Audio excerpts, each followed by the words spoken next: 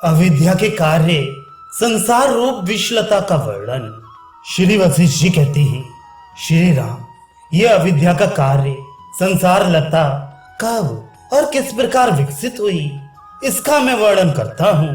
सुनो, यह अविद्या का कार्य संसार लता बड़े बड़े मेरु आदि पर्वत रूप पर्वों से युक्त, ब्रह्मांड रूपी त्वचा से आवृत और जन रूपी पत्र अंकुर आदि विकासों से युक्त है। ये तीनों लोग इसकी देह हैं। इस अविद्या रूपी लता में प्रतिदिन वृद्धि प्राप्त करने वाले सुख दुख, जन्म मृत्यु और ज्ञान तो फल हैं और अज्ञान इसका मूल है। जन्म से ही अविद्या उत्पन्न होती है और वह बाद में जन्मांतर रूप फल प्रदान करती है। जन्म से ही वह संसार के रूप में अपना अस्तित्व प्राप्त करती है और बाद में स्थिति रूप फल प्रदान करती है।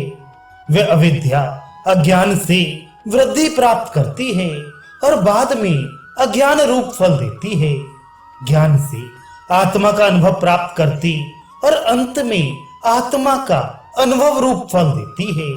प्रतिदिन आकाश में चारों ओर से विकसित होने वाली चंद्र सूर्य आदि के सहित ग्रह रूप ज्योतियों की जो पंक्तियां हैं, वे ही इस सृष्टि रूप लता के पुष्प हैं।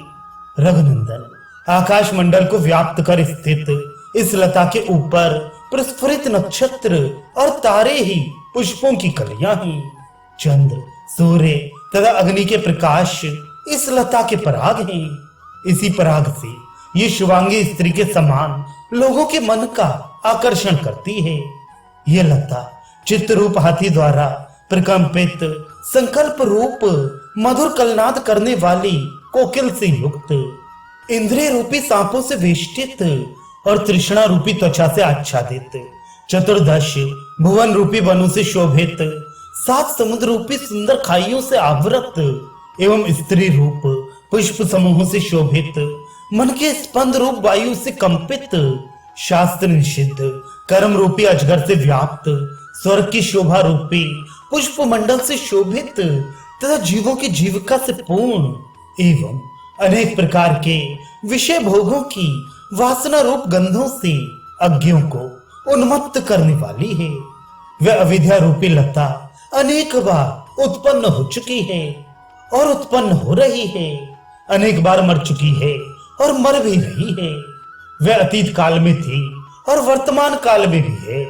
वह सर्वदा असत पदार्थ के सदृश होती हुई भी सत्य पदार्थ के सदृश बार बार प्रतीत होती है तथा नित्य विनष्ट भी होती है। यह अविद्या का कार्य संसार निश्चय ही महती विषमय लता है, क्योंकि अविचार से इसका संबंध होने पर यह तत्क्षण संसार रूपी विष से उत्पन्न होने वाली मूर्छा लगती है और विवेक पूर्वक सत असत के विचार से तत्क्षण नष्ट हो जाती है। इसलिए यह विवेकी के लिए तो नष्ट हो जाती है और अविवेकी के लिए स्थित रहती है। यह सृष्टि रूपा लता जल के रूप में, पर्वतों के रूप में, नागों के रूप में, देवताओं के रूप में, पृथ्वी के रूप में, द्युलोक के रूप में, चंद्र सूर्य और तारों के रूप में विस्तृत हो रही है। श्री राम, इन समस्त भुवनों में उत्कृष्ट प्रभाव से चारों ओर व्याप्त अथवा जीर्णता को प्राप्त हुए क्षुद्र तिनके के रूप में जो कुछ ये दृश्य प्रतीत हो रहा है, उस सबको अविद्या का कार्य होने से विनाशशील अविद्या ही समझना चाहिए। उसका विवेक वैराग्य पूर्वक यथार्थ ज्ञान द्वारा विनाश हो जाने पर सच्चिदानंद घन परमात्मा की प्राप्ति हो जाती है। श्री राम, यहाँ दृश्य रूप जगत के संबंध से और कल्पनाओं से रहित परम शांत सबका आत्म स्वरूप केवल एक सच्चिदानंद घन परमात्मा ही है। जिस प्रकार जल की तरंगें प्रकट होती हैं, वैसे ही उस परमात्मा के संकल्प से कला रूप प्रकृति प्रकट होती है। ये प्रकृति सत्य रज तम त्रिगुणमयी है। सत्य आदि 3 गुण स्वरूप धर्मों से युक्त प्रकृति ही अविद्या है। यही प्राणियों का संसार है। इस प्रकृति से पार हो जाना ही परम पद की प्राप्ति है। जो कुछ भी ये दृश्य प्रपंच दिखाई पड़ता है वह सब इसी अविद्या का कार्य होने से उसी के आश्रित है। श्री राम ऋषि मुनि सिद्ध दिव्यनाग विद्याधर देवता इनको प्रकृति के सात्विक अंश स्वरूप जानो। प्रकृति का जो शुद्ध सत्व अंश है वह विद्या है। उस विद्या से अविद्या उसी प्रकार उत्पन्न होती है जिस प्रकार जल से बुदबुद उत्पन्न होती है, और जिस प्रकार बुदबुद जल में लीन हो जाते हैं उसी प्रकार उस विद्या में ही ये अविद्या विलीन भी हो जाती है। जैसे जल और तरंग की द्वित्व भावना से ही भिन्नता है, वैसे ही विद्या और अविद्या दृष्टियों की भेद भावना से ही भिन्नता है, वस्तुतः नहीं। जिस प्रकार परमार्थतः जल और तरंग की एक रूपता ही है, उसी प्रकार विद्या और अविद्या भी एक रूप ही है, पृथक नहीं। वास्तव में एक परमात्मा से भिन्न विद्या और अविद्या नाम की कोई वस्तु ही नहीं है। अतः विद्या और अविद्या दृष्टि का परित्याग करने पर यहाँ जो कुछ अवशिष्ट रहता है वह परब्रह्म परमात्मा ही वास्तव में विद्यमान है, दूसरा नहीं।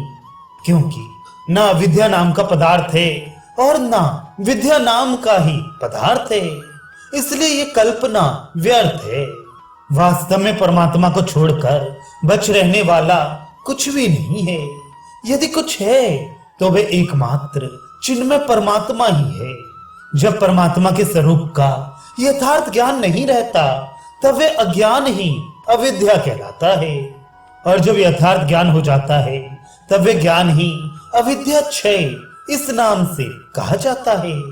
आतप और छाया की तरह परस्पर विरुद्ध विद्या और अविद्या दोनों में से विद्या का अभाव होने पर अविद्या नामक मिथ्या कल्पना प्रकट होती है। जैसे सूर्य के अस्त हो जाने पर छाया ही छाया रह जाती है। श्री राम अविद्या का विनाश हो जाने पर विद्या और अविद्या दोनों ही कल्पनाओं का विनाश हो जाता है। इन दोनों का अभाव हो जाने पर एक प्राप्तव्य सच्चिदानंद पर ब्रह्म ही बच रहता है। जैसे समुद्र तरंगों का और निर्मल वाणी रश्मियों का खजाना है, वैसे ही सच्चिदानंद घन ब्रह्म ही अनंत चराचर प्राणियों का खजाना है। जैसे अनंत घड़ों में एक ही आकाश बाहर भीतर परिपूर्ण है, उसी प्रकार समस्त जड़ चेतन वस्तुओं में बाहर और भीतर भी एक अविनाशी सद्वस्तु रूप विज्ञानानंद घन परमात्मा ही सदा सर्वदा परिपूर्ण है। जिस प्रकार अयस्कांत मणि के सकाश मात्र से जड़ लोह क्रियाशील हो जाता है, वैसे ही एकमात्र चिन्मय परमात्मा के सकाश से जड़ देह आदि पदार्थ क्रियाशील होते हैं। जगत के एकमात्र कारण उस चिन्मय परमात्मा में उसकी कल्पना से ही ये कल्पित दृश्य जगत स्थित है। ठीक उसी प्रकार जैसे चित्र विचित्र चंचल तरंग समूह जल में स्थित है, वास्तव में अनंत आकाश की तरह निराकार चिन्मय परमात्मा में यह कुछ भी नहीं है।